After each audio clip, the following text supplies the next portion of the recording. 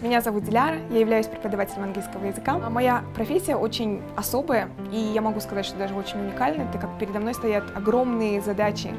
Оттого и большая ответственность, и большая любовь. Думаю, именно любовь является неотъемлемой частью моей профессии. Прежде всего, это любовь к детям. К сожалению, без любви невозможно стать преподавателем. Учитель должен любить детей. Я считаю, что не стоит становиться учителем, если нет любви к детям. Ведь по-настоящему учителем может стать только тот, кто уверен, что это его призвание. Когда учитель любит свою работу, своих учеников, то он старается сделать все, чтобы его подопечные получили не только те знания, которые он должен им дать, а гораздо больше. Он старается сделать учебу не пыткой, а наслаждением. Мы приглашаем вас и ваших детей в образовательный центр «Зерделя».